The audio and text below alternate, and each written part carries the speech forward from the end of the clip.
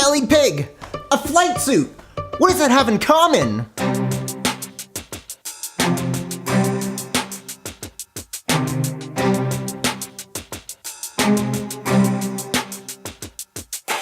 As soon as I picked him up, I looked at Kyle and I was like, we're taking this baby home. We're trying to help the animals that people have either forgotten or no longer want, and we're doing the best we can. Pigs are very emotional creatures.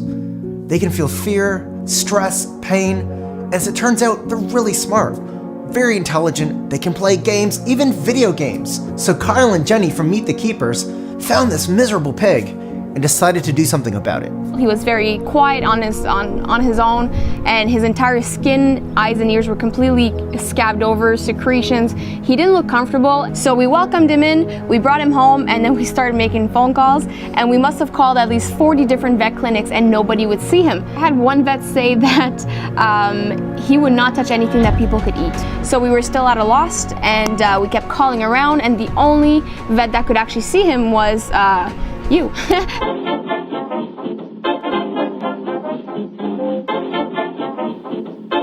It was at 11 o'clock at night. We had like an hour-long conversation on Halloween night talking about Kevin. As I'm wearing a full-on diaper and baby mask, and you were like Top Gun all the way, man.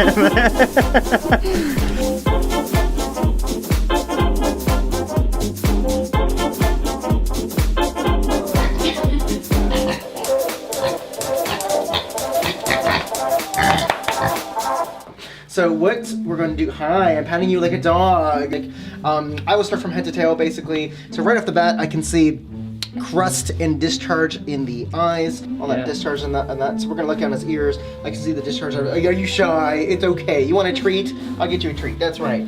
Yeah, and we wipe his face down at least 3 times a day with baby wipes, the hypoallergenic baby wipes, just to keep it clean and get all the secretions out of his eyes and his ears, because his ears actually ended up clogging up.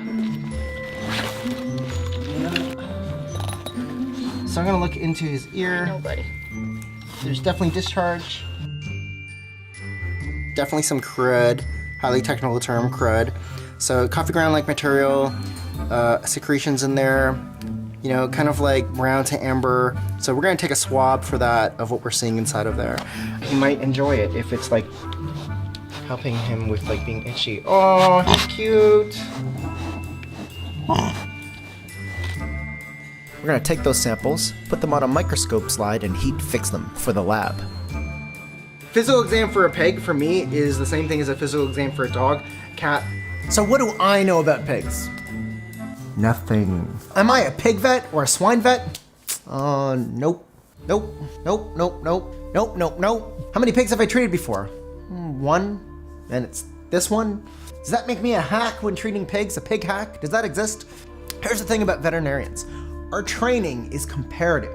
Way back in vet school, I had to learn about pigs, ducks, cows, horses, dogs, cats, birds, fish. Like, at the end of that kind of education, you have a comparative knowledge. You should be able to have a good sense of what you need to do. This is kind of different from human doctors, where they know one species, but they go very deep into that one species. I've done surgeries on fish with an anesthetic tank that put the fish out of the water in this foam bed, breathing through these tubes with oxygen through water going through the gills.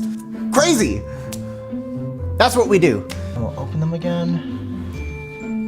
So I'm looking at the eyelids, the eyebrows. Are they getting into the eye and irritating the cornea, the conjunctiva? Looks okay so far. We're gonna take a piece of tape, we're gonna stick it near his eyelid area, the adnexal tissue, and we're gonna see what we find. We're gonna see if there's any infections in that area.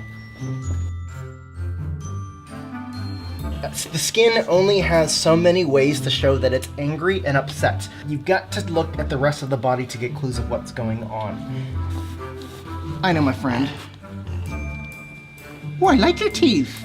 His hooves look good to me. He just got done. It's like a pot. He totally is loving it. He's like a pot-bellied pig massage. So I'm gonna check his heart and lungs. Regular rate, regular rhythm, and no murmurs. Now, why would I check his heart and lungs if he's got like skin issues today? The reason for that is eventually we want to help him. And what does that mean? Well, often it means medications. And what does that mean? If you're gonna give any pet or person a medication, you have to make sure the rest of their system can handle those medications. I'm looking at everything because I want to create balance for him. So, pigs should poop, basically, right?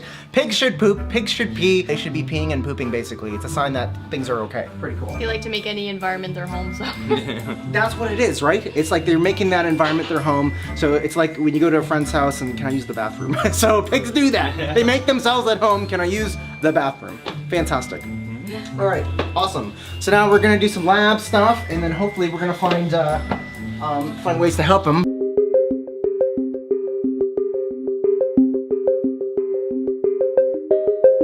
We bring our lab to our appointments so we can start to get answers and solutions for our patients fast. Tara, a registered veterinary technician, gets right on top of finding out what's in these samples.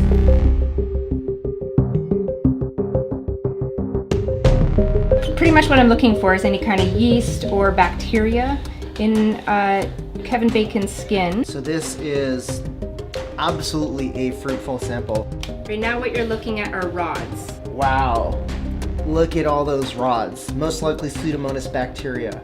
Tara, would you describe that as mild, moderate, That or is marked, my friend. everybody got invited to the party?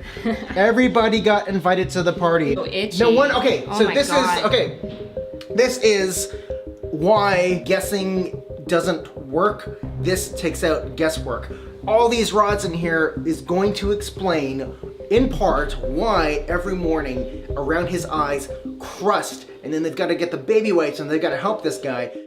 So now what are we looking at? Okay, so the yeast was invited to the party, but in the ears. In the ears. It's in the ears. Okay, so we got yeast in those ears. Check it out. So diagnosis for Kevin Bacon: yeast otitis externa or yeast ear infection, and Pseudomonas pyoderma, a bacterial infection.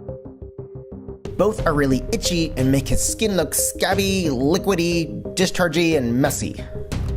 Number one goal for a pig, dog, cat is comfort first. We want him to feel more comfortable. We want him to feel amazing. And the stuff we found in cytology will go towards that. In all likelihood, we're gonna have an oral antibiotic and a type of ear ointment to go inside of his ear, massage that in there to get rid of that yeast. Kyle had a really good question, which is, will it come back? These bugs are there because they're allowed to be there. There's something about Kevin Bacon's skin that's allowing these opportunistic organisms to survive in his body. Most of us come in contact with these organisms all the time, but we fight it off. Something about Kevin Bacon is not allowing him to do that. So what we've got to do is focus on getting the comfort in there, getting rid of the bugs, getting rid of the infection that he's got, and then the longer term goal is allow his body to fight those things off better. And that could mean we are addressing underlying allergy issues, which they are doing already. It's just that these things take time, and it takes some strategy to find it. It can take 1 month, 2 months, 3 months, even longer than that. I've seen it take up to a year to find out what the true underlying sensitivities that we need to manage. But the goal here is, should we be able to find it? Absolutely. Yeah. 3 poops, hooray!